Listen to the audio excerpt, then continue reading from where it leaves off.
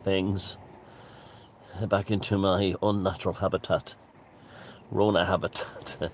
And in case you're wondering about the thumbnail, that's Julian Cope's album Fried. That picture on the cover of that album always made me laugh my head off. It's a good album too. Renyard the Fox is on that album. It's a really good album, but the cover of that album with him, the Tonka tie, and he's wearing a sword showing his back. It just always made me laugh. But yes, so I went to England and Scotland and England to do the Ancient Mysteries talk in Preston, run by Neil MacDonald. I had a fantastic time. It was just beautiful. Just the amount of love and gratitude and friendship and kindness extended towards me was just overwhelming. And we really are, as a tribe, we really are all about the love. And lots of people, several people were wearing Triskells as well. So we really are all about the love. We really are. And so that was fun. And England is just about completely opened up. And there was nothing that was closed. There was no vaccine ideas needed to go into pubs or anything like that, or restaurants. And it's business as usual. On the street, you don't see many people wearing masks except for little old ladies and soy boys, who are the same thing anyway. And terrified little old ladies and terrified soy boys, the same thing. And apart from that, nothing. Even the contrast between Belfast and Dublin is spectacular. Belfast looks booming compared to Dublin at the moment. Again, there's no IDs and stuff like there. I think this is why I think the Irish government and the Irish officials are lying through their teeth about the vaccination rates. I think literally people have decided, I'm staying home, even maybe if they've been needle crafted. I think they're saying, I'm staying home. I'm staying home. And I can't be arsed going to a place where I have to they treat me like as a hospital, because I have to be like over a medical checkup before I want a cup of coffee or a beer or a meal in a restaurant. So people are like, they've learned how to live without these places. So that's the irony of all these pubs, restaurants, and cafes who've complied with the Needlecraft ID, digital ID. What they've actually done is they have shot themselves in the foot in many ways, because they've alienated themselves from their customer base, by their customer base going, I can live without pubs. I can have beer at home. I can live without cafes. I can have coffee and tea at home. I can live without restaurants. I can cook nice meals at home. And so that's been an unexpected blowback to that whole thing, that the people have realized, I don't need to do this anymore. And of course, we all know that the establishment want us all home, and it's at all the time, and it's a kind of curfew. But looking at England last week, and looking at the state of Boris Johnson, I have to say, I'm liking Boris Johnson more and more. You know, he's just got married, and he should be really happy, and he looks terrible. He looks like he's under tremendous pressure, and I reckon it's because England and Scotland, not Scotland, England has opened up that a lot completely, that he's under a lot of pressure from the globalists. They locked him down again, and also the vindictiveness of the EU crowd. You know, in Ireland, every package now that comes from the UK they put import tax on it. That's just purely out of spite. Anything that comes from the UK now into Ireland is slapped with. There's an economic war going on basically between. Well, it's not Ireland's fault. I mean, even our gobshite useless politicians, if it came down to it, they don't want a trade war with England, but Ireland is currently in a trade war with England, and it's Brussels and the bureaucrats at the EU who are doing it. They're the ones who are, giving the pitchfork to Paddy, and telling Paddy to prod the Englishman for how dare he leave the EU, and because of Brexit and stuff like that. So you can definitely see that as clear as anything. But what I was saying about the unexpected in the case of the vaccine ID thing for cafes and pubs and restaurants. That's funny. I was talking to Neil MacDonald here last week, and the English concept of a cafe is completely different than the Irish concept of a cafe. The Irish concept of a cafe is more like what the English would call a tea shop. It's more of It's more of a European vibe. It's coffee and light snacks and sandwiches and stuff like that, small cakes. But the English concept, the English concept of a cafe is like an American diner, where it's more like cooked meals and, fried meals and all day breakfast and things like that. So, but it's so funny. Just one of those like little things you notice the difference. That the Irish concept of a cafe is completely different than the British concept of a cafe. Even the Northern Ireland version of a cafe is completely different than the Southern Irish version of a cafe. A cafe in Southern Ireland is more like what you get in Europe. It's more European. The up north, it's more British. It's more like a diner, an American diner. They cook food, where a cafe in Ireland they wouldn't have a kitchen or anything like that. They might have like a thing for heating up toasty sandwiches, but everything is it's all light foods, light meals, and it's mostly for tea and coffee, and it was just like those little things like that. When you haven't travelled for a while, you notice there are still quite a lot, and vive la difference. Long way we all have different cultures and everything, and not be the same, which is why Brexit is fantastic because it's a curveball into all that stuff. But yeah, about the unexpected, I was saying that like the unexpected happenstance, effect blowback of the ID in Ireland, the Republic of Ireland down here, for the needlecraft mandate for going out for a has blown back because now people are saying, I don't need pubs, I don't need expensive restaurants, I don't need cafes, I can do all that at home. Well, that's the unexpected. The unexpected is often the salvation, is often the answer. And you could sit there saying, I'm going to make a plan to do this. I'm sure this happened to you all the time in all your lives. I'm going to make a plan to do this. I'm going to make a plan to do that. I'm going to sort it, and it doesn't work out. But then one day, something out of the blue, especially if you had gone through a bad time. Again, it's the monomyth, Joseph Campbell and the hero's journey. A, a, a what you call it comes out the blue. I wouldn't say a savior, but help comes out of the blue that helps you aid, and it gets you what you want. Now, a good example of that in a political sense is the suffragette movement. The suffragette movement were trying to win universal suffrage for women to get the vote, and so on.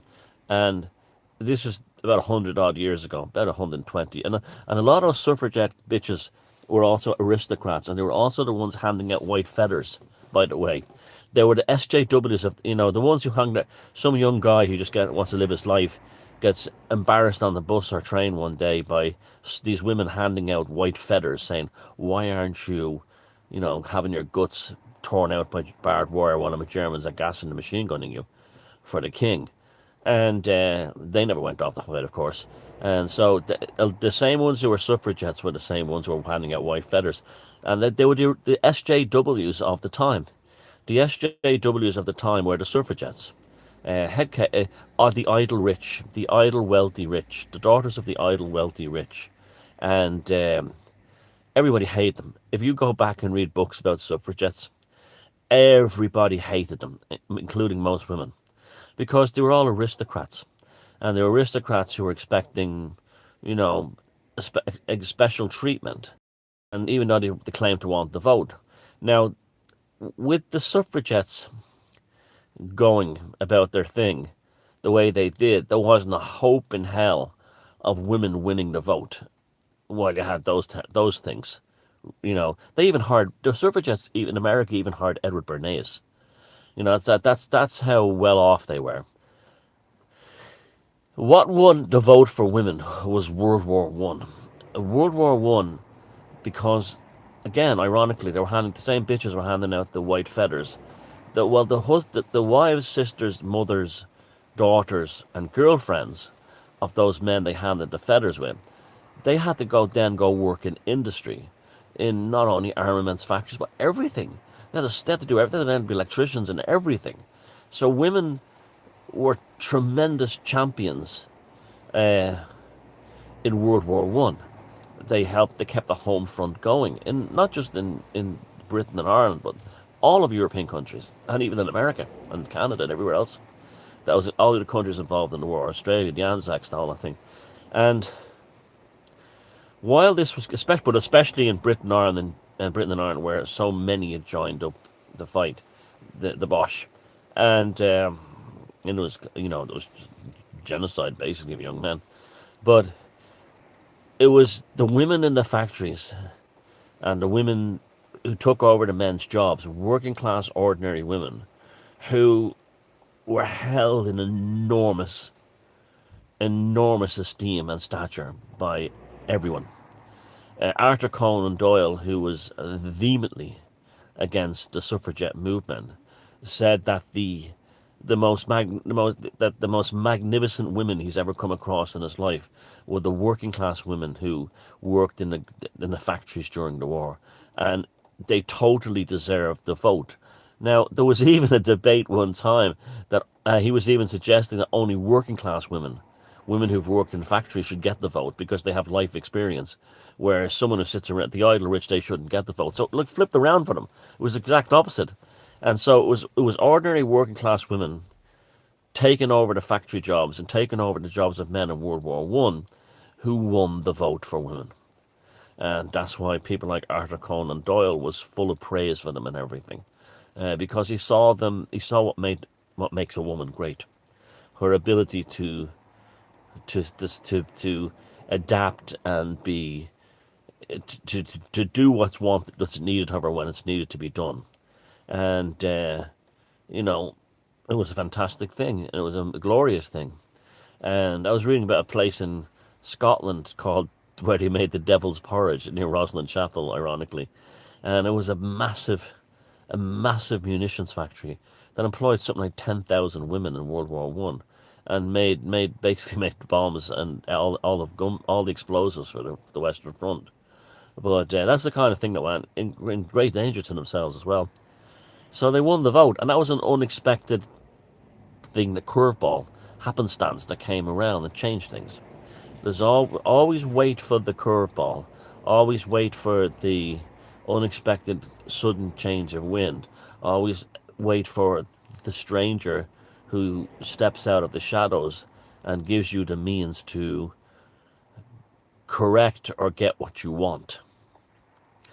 And in many ways, we're still waiting for that. We're still waiting for that. But that's an example of it. That's an example of how along life's journey they will come. Now, I'm not interested in negative videos about this stuff anymore. I'm not. I'm done with that. I've been done with that for about a couple of weeks now. I'm not making any more negative videos saying, angry over the situation we find ourselves in. I'm not, at the same time, I'm not Mr. Oh, it's so wonderful, we'll win, human race, stand up and it'll happen for you. No, I'm not that either. I'm totally devoted to creativity right now, as you all should be. And those of us who are on the tribe and are not even not on the tribe, but you're on this side in terms of the bullshit that's going on, again, create. And even if you're not, like, I'm not an artist or anything, there's lots of things you can create. You can, I don't know, you can re-wallpaper your living room, or your living room, or plant a new, loads of things you can do. Build a chicken coop. There's lots of things you can do to be creative. And take a Tai Chi course, or you can't do them anymore. You wear a mask on you. But whatever, do something that's creating something from nothing, because that's how we'll build a parallel reality. You see, ultimately, if we all approach this like as we're all independent, like magicians, all that magic is, I keep telling you for years, is the taking of something that exists in imagination and bringing it into fruition in reality. So basically, if we all did that, like saying, we will create a new reality, and I mean that literally. So even if you say, the back wall in the basement would make a fantastic library, and I could build a pub next to it so I could have a beer and drink in the evenings. Well, you've just built something in reality that didn't exist before, so you've created magic. And that's what magic is, the art of, the art of science, the art and science of creating change in the material world. And to me at the moment, it's filmmaking and stuff like that, and writing the scripts for the films. That's what I enjoy the most. And I hope you all enjoyed the Sasquatch film. I'm very proud of it. We're all three of us are very proud of it. And it's only made us want to even strive better and do harder. And, that wouldn't have been possible without the Patreons. So thank you for that, because I had to buy a lot of stock footage, like the helicopters flying through the Rocky Mountains and stuff like that, had to be paid for. And those images of the women at the end and the campers, like in the professional footage, that's paid for. But that's what the Patreon pays for. It pays for that. It pays for things like that and new equipment and so on. And we're only determined to make even better films. And we've got one coming up on Crowley, and we've got one coming up on John Dee and Edward Kelly, and in the works are side projects we all three of us have. My side projects are currently one on Rosalind Chapel, and perhaps one on the supernatural life of Arthur Conan Doyle. They'll be shorter than full documentary length, but they'll still fill the channel up with the content. I'm absolutely loving Beyond Room 313. It's just a wonderful channel. It's really coming along better than I hoped. It's just a good, positive place, interesting place for people to just sit down and watch. Like, what I wanted to be like is the TV stations that you wish was on television. What you wish was on television is what BR313 is really about. So you could see, if you never saw the channel before, you could just watch through a slew of videos, and you could just say, that's interesting, that's good, I enjoyed that, that's funny. Between the pub and the Wicked Strange. And so it's great. That's worked. That's moving along very nicely. And in terms of, I wish there was more subscribers, but that's early days, yeah. But the main thing is the quality is in there, not that stuff will always be there. So that was a kind of unexpected curveball as well. How Beyond BR313 was basically my idea for a kind of a branded YouTube channel, and then Timony and Jason came in.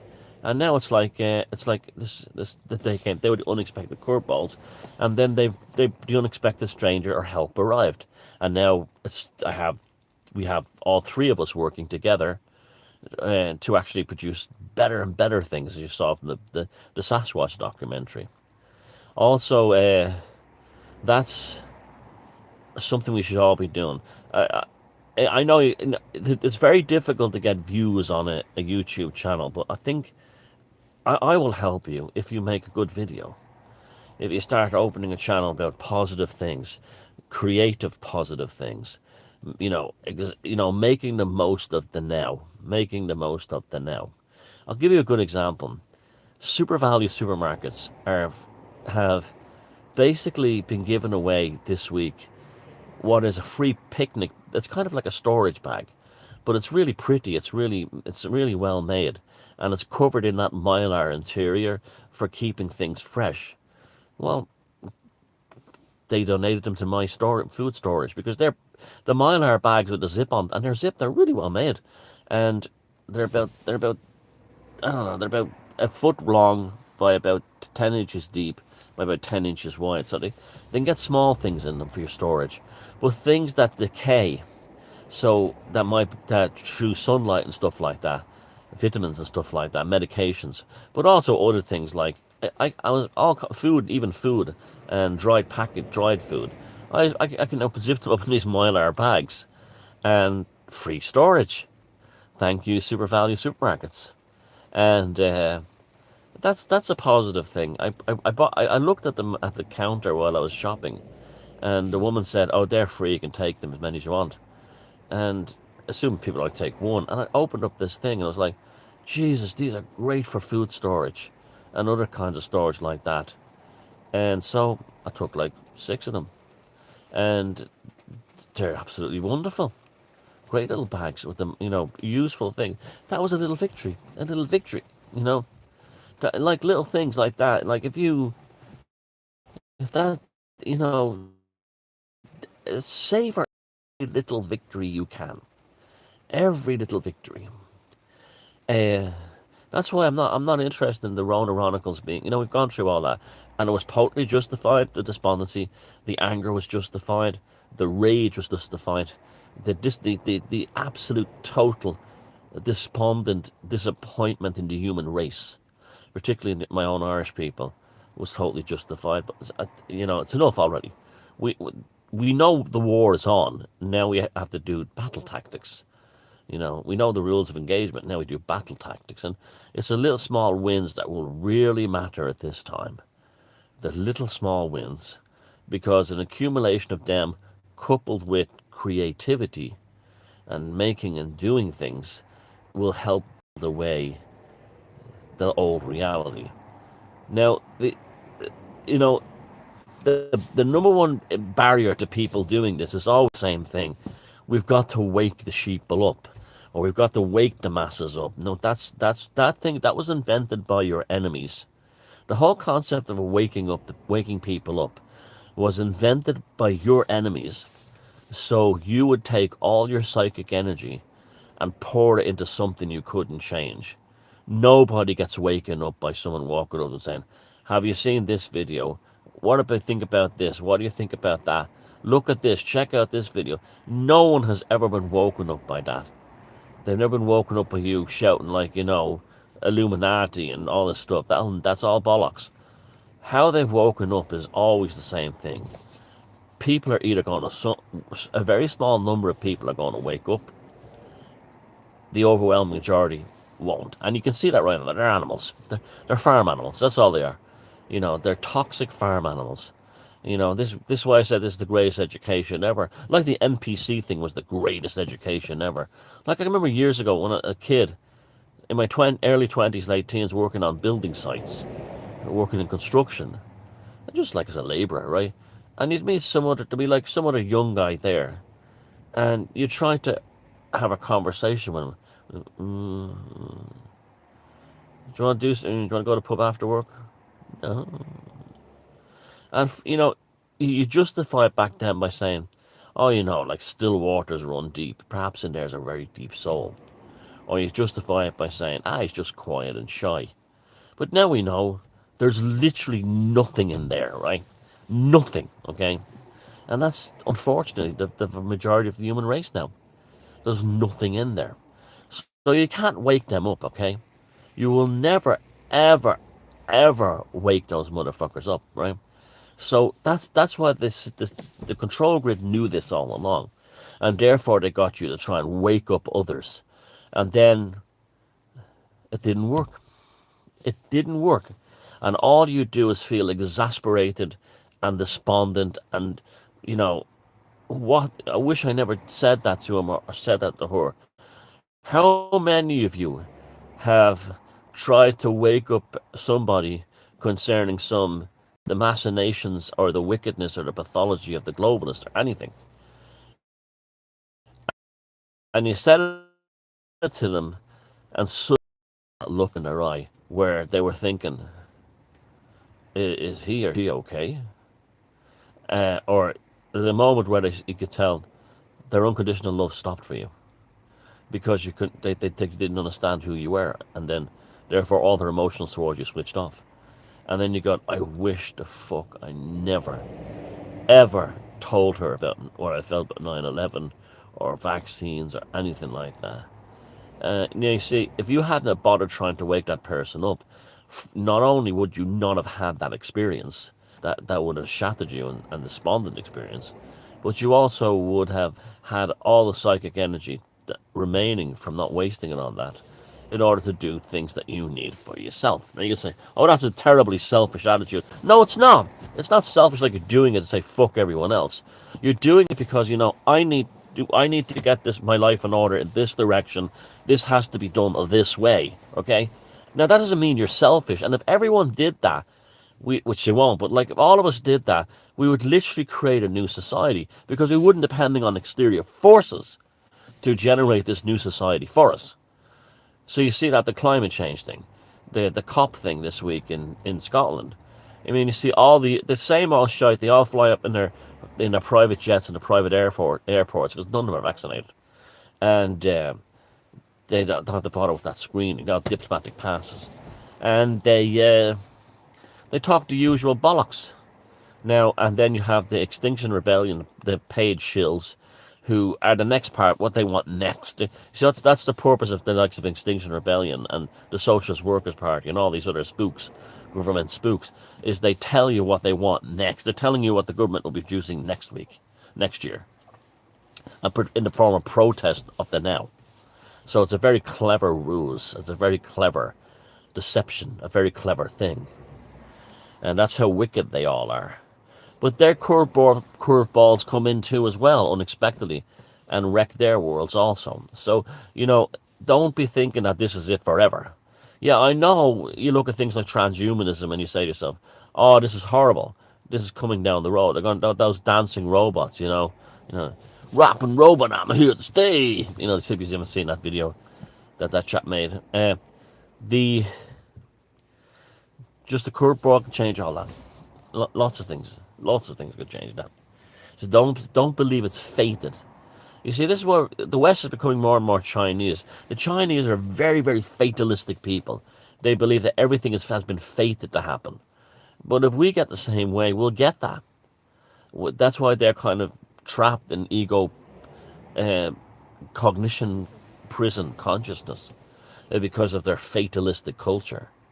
Where if you don't have a fatalistic culture and you wait for the curveballs, well, then the unexpected stranger, event, or thing arrives, which actually helps you move towards a parallel existence outside all of this bullshit. So I'll talk to you later again. Take care and love yous all and look after yourselves. Because we fucking need yous.